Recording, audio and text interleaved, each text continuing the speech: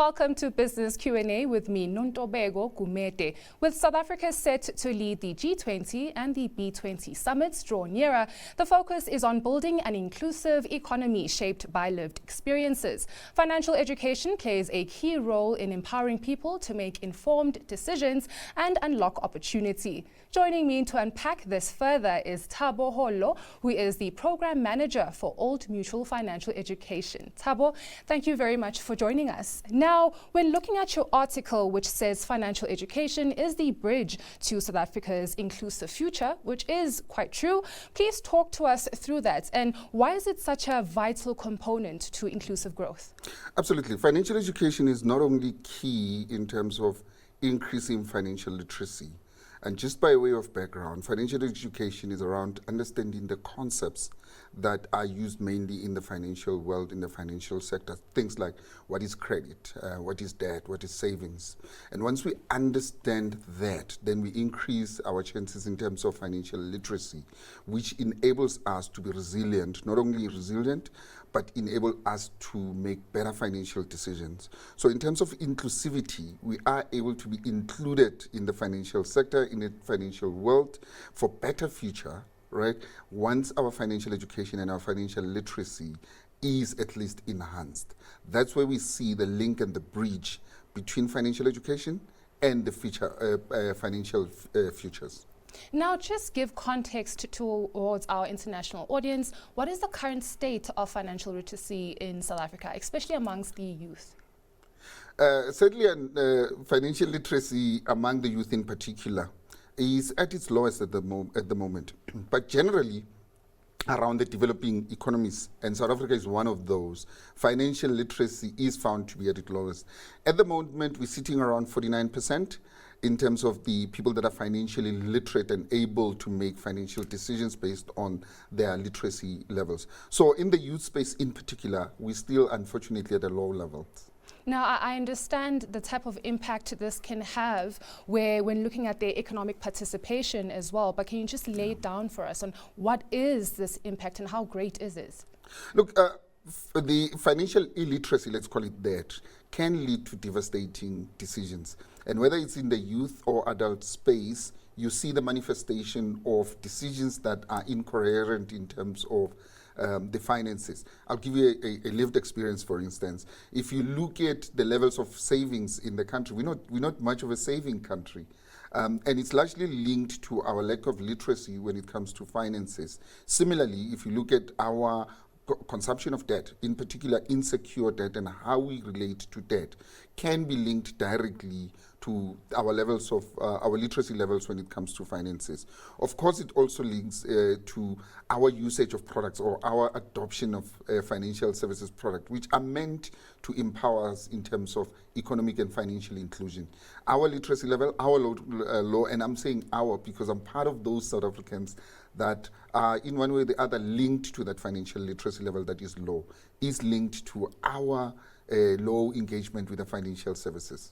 Now, just looking at the financial services products, how is Old Mutual responding to these societal challenges, especially when looking at the Add Your Voice campaign? What type of an impact is it having on the community?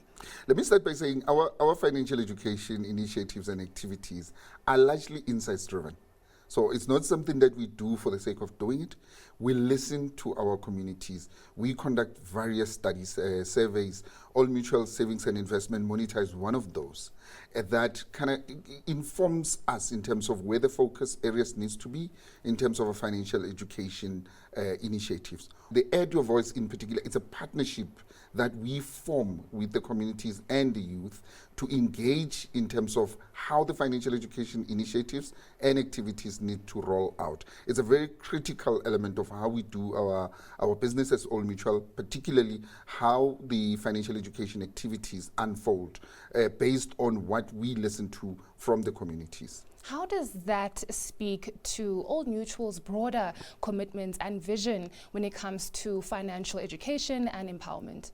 We are a listening company. Old Mutual is a listening company. So instead of shoving down what we think people should have, at the best way and the way we deal with it is listen to what the communities are telling us, where the battles are. Right now, we're picking up a whole lot in terms of the aspirations of South Africans, where they would like to see themselves in the future. What are the challenges that they are faced with at the moment? And with that, we are able to at least craft the responses to the community. In actual fact, the Add Your Voice, for instance, as a campaign itself, enables us to then work together with the communities in positioning what the solutions should be in the B20 Summit. Now, just speaking about the B20 Summit, because there's so much moving parts at play, so much to expect, what kind of role does the financial education play in the broader policy recommendations or policy conversations that are taking place within the B20 Summit? Financial literacy is critical. Financial education as a driver of financial literacy is absolutely critical, and more so in terms of the policy space.